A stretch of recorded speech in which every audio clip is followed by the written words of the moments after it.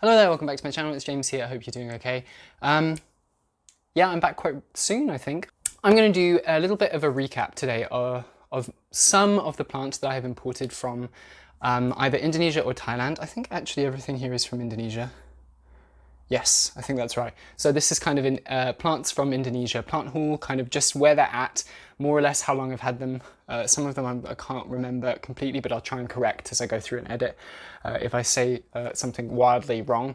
And just kind of the challenges that I've encountered along the way, kind of what you can expect if you are going to import from anywhere overseas, like particularly if you're sort of outside of your close immediate area. So that's basically it. So let's get straight into it.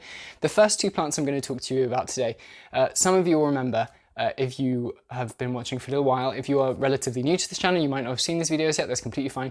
But about a year and a bit ago, I'm not sure exactly how long, I did a video called like very dramatically heartbreaking plant unboxing or something like that, where I had ordered 3 plants from a seller based in Indonesia. It was an Anthurium Moroquianum, a queen Anthurium, a Philodendron Glorious, which is a hybrid of a Gloriosum and Melanochrysum, and a Philodendron Splendid, which is a hybrid of Verrucosum and Melanochrysum. So 3 plants that at the time I was very, very excited about, I was desperate to get, and they weren't really available at that point in Europe. They're definitely much more available now, so I'd recommend if you can buy from within Europe, that's a good idea. Particularly now that it seems like the prices overseas are more or less the same or not far off. When I did order these, they were significantly cheaper than. I no longer have the Queen Anthurium, I no longer have that Warraquianum. I sold that on about maybe 6 months ago, so I don't know where it will be at this point. It would probably be beautiful and stunning, and let's just hope that it didn't die with the person that I sent it to. But I do have the other 2 Philodendron, and I'm going to show them to you because I'm so happy with them. This is kind of the ideal success story, starting from the worst possible shipping situation and outcome, and sort of moving toward the best possible result. They were essentially basically just twigs, wet sticks. They had no roots, no leaves, and yeah, they struggled quite a lot. But I put them in sphagnum moss inside puffed up Ziploc bags like a year and a bit ago, and they have absolutely taken off. You can see one of them here. So let's start with this one, just shift the other plants out the way. This is the Philodendron Glorious, so the Gloriosum and Melanochrysum hybrid, and you can just see how amazingly well it's doing. This is the most recent leaf. It's actually significantly bigger. Significantly bigger than this one, but this one's just pushed way far forward. And it is doing so well. There's new leaf on the way. It is fully attached with many a spray to this pole, and it is amazing. It is so beautiful, and it's just kind of like, this is a year, more or less. It was almost exactly a year at the start of August. So on the 5th of August, I think I posted last year on my Instagram the very first leaf of this plant. And at this point here, a year and a tiny bit on, this is what we have. So if you do order something and it arrives in a sorry state, don't worry. It's very likely that you'll be able to bring it back and have a beautiful plant within, so long as you're a little bit patient. I know that some of us want to have the beautiful plants immediately. One of the most easy Philodendron in my collection, let's shift him over a little bit here. Definitely one of the easier Philodendron in my collection that I've had no pest issues. Where's some wood to touch? No pest issues, no leaf dropping at all. It still has the very first leaf on right down at the base. I'm not going to lift it up because the pot is heavy. And yeah, it's just amazing. So I would 100% recommend a Philodendron Glorious if you get the chance to get one, because I think the hybrids in general, it's generally accepted that they're a little bit more pest resistant, a little bit faster growing. So definitely, if you have the chance, go for one of those. Yeah, so that's plant number 1. Let's shift him a little bit over and we'll go for the other hybrid that I got. So this is the Splendid. This is the Verrucosum Melanochrysum hybrid, and it definitely did not do as well as that other one straight off. I think it took a little bit longer for it to produce its first leaf. Half of the stem rotted, so I got a bit of stem that was probably about that big, and half of it rotted, so I had to cut it, and then I had to cut it again, and eventually it's put out a little bit of leaf, and it struggled, but since I put it in my grow tent, it has done so well. So this is the little Philo. You can see down here, these are the leaves that it grew when I had it outside of the grow tent, and since I put it in, it has gone crazy. It's really, really doing well. It's got some amazing aerial roots. This is the most recent leaf. It's massive, velvety, incredible, really nice red backing. It actually needs to be tied to that bamboo pole, so it's just flopping around a little bit. And the stem has like massively increased in diameter again. So really, really good sign of maturity that. You can kind of see on the leaves, there's a little bit of, where's a good one to show you? I think this one here, you can kind of see like the burnage from the grow lights when I was trying to get the good intensity. I've dropped it quite a lot. So I started with my grow tent at about 50, I don't know what the full intensity is, but I'm just going to say 50% because it was the 50 mark on the little toggle thing. And I've had to drop it all the way down to about 20. So a massive, massive decrease in light intensity because everything was burning. Everything was getting a little bit discolored, and I wanted to, you'll see in another plant in a second, the same thing. And I wanted to kind of keep that really nice dark deliciousness of these arrowed leaves. Okay, so those are the two plants from my heartbreaking unboxing. I've had a few requests to show them, so here you are. They're doing very well. I'm very happy with them, and I'm sure they will continue to grow very well. I don't know what I'm going to do with this huge one once winter hits, because at the moment it's not in my grow tent, it's just growing outside in sort of the ambient plant room humidity, but I'm a little bit nervous about what will happen humidity wise when winter hits. We'll see. Moving on to some other ones. How many have I got left? Let's start with the big one. Shift these. So it was about 6 months ago, I think, maybe 5 months. It was just at the start of quarantine that I made 2 orders from the same seller. I've spoken about this seller before. Can't remember the name. If I do remember, I'll put the name down below, but their prices have massively skyrocketed. So when I ordered from them, it was more affordable than buying these same plants in Europe, and now it's, I think, less affordable. So I made 2 orders with them. I ordered 2 Monstera Aurea, so the yellow variegated Monstera, and then I ordered in a second order, no, did I make more than 2? No, so I ordered 1 Monstera Aurea, then I ordered a second Monstera Aurea and a caramel marble, and then I ordered Philodendron bicolor and a Philodendron Upi, so 3 orders total. The first one was kind of just to test it. The second 2 were because I knew that it was a really good seller. The plants arrived very, very quickly, but like I said, super expensive now, so probably not worth it. So first of the 2 Monstera Aurea, I don't think I've shown this one on video before. I've put it on my Instagram a couple of times. I think I showed the mother plant of the other one. This is my first Monstera Aurea.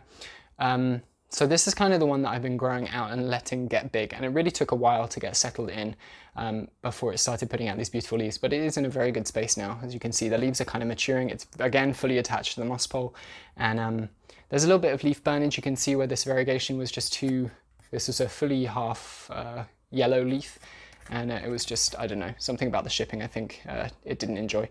But everyone else is doing well. I've kind of got this good balance. I think in a variegated Monstera, it's a really nice thing to have this good blend of green and whatever variegation you've got, just so that the tissue that has chlorophyll in it can kind of maintain the health of the other tissues.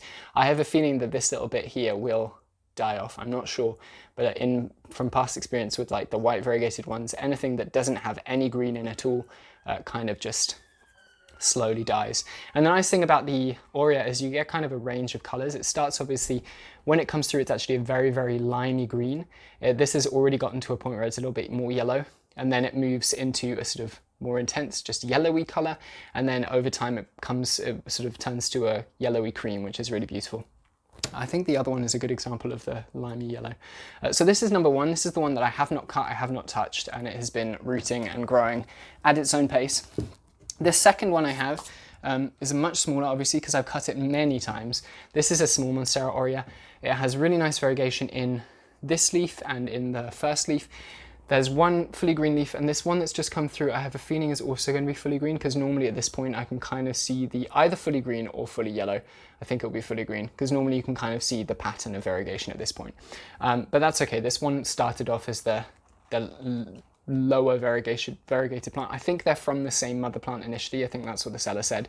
But yeah, this definitely has a little bit less variegation in it generally. This one's in, oh, hello. This one's in leca. Its roots are doing amazingly because it was just a tip cutting and it was struggling to root a little bit. So I had it in perlite initially, and then I moved it over here.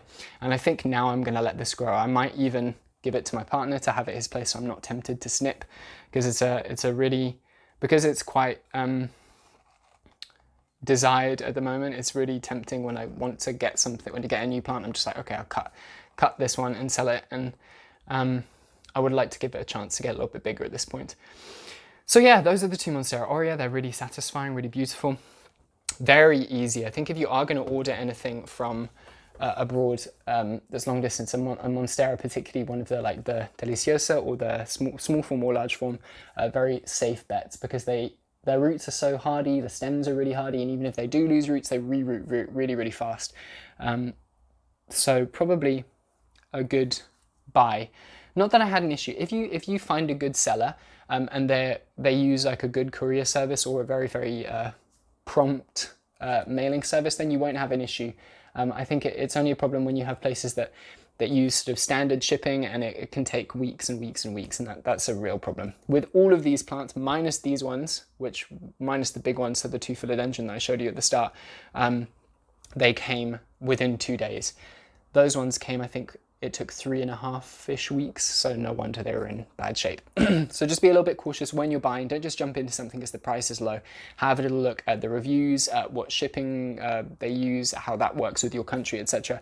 And also make sure they have the right documentation, because I have ordered, I ordered a couple of things and I didn't really realize that you needed, which was completely my fault, I should have researched beforehand, that you needed phytosanitary certificates and documentation and stuff. So I actually had a couple of plants that were imported from Thailand confiscated, which is very upsetting.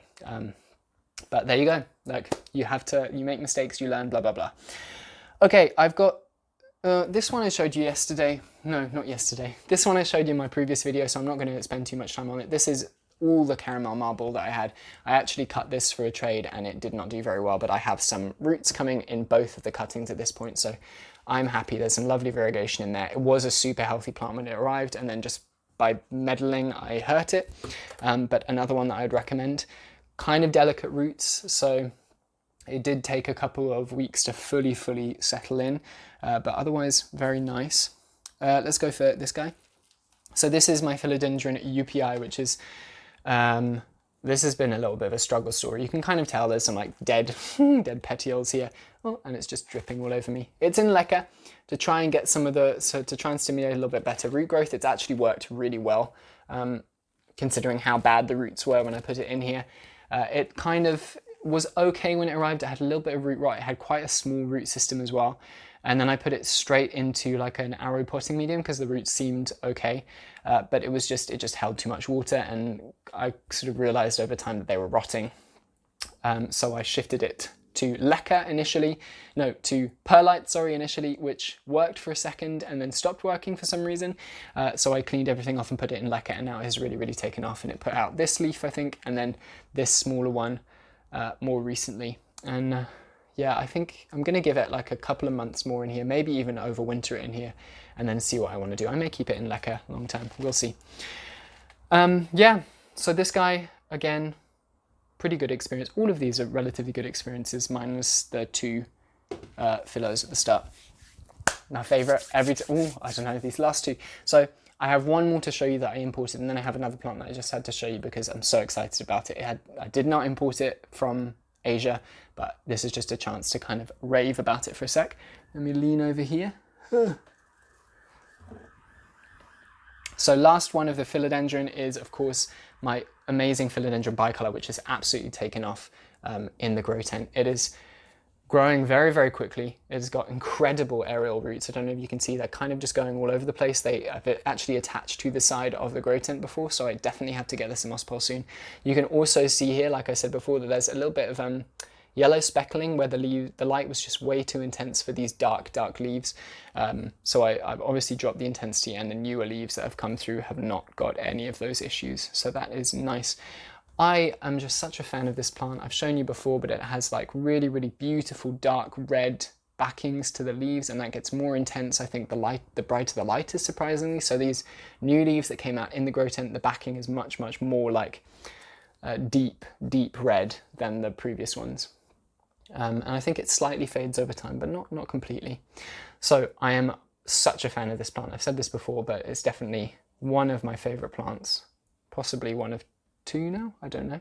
But yeah, way up there. Beautiful. If you have a chance to get this as well, absolutely go for it, because I definitely recommend. This one shipped so easily too, so if you do find it, don't worry, particularly if you get a quick shipping service, don't worry that it's going to die on you. The roots were a little bit delicate in the first couple of weeks, but as you can see, they're very quick growing, and they even if I did now have an issue with the roots in this plant, I would be able to propagate it now from 1, 2, 3, 4, 5 nodes easily, because there are already aerial roots there. So don't stress, go for it. Don't know why this one's curling. I think it's still young and not fully hardened. Okay, so that is the last of the plants, I think. No, so we have 5 Philodendron and 2 Monstera that I imported.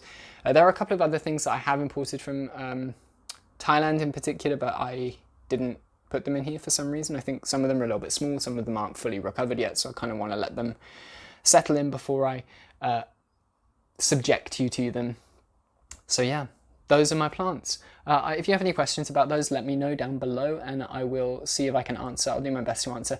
Generally, I've had like kind of 2 experiences. I've had either incredible experiences or a really bad experience. I haven't really had like a medium experience where things sort of, ooh, there was another plant I didn't tell you about. I ordered a variegated banana plant. I think that was from Indonesia as well. I can't remember, but that was so bad. It arrived completely rotted. It was such a bad experience. Again, it was in the post for about 3.5 weeks, but it came in with standard shipping. So just be really, really aware when you order a plant.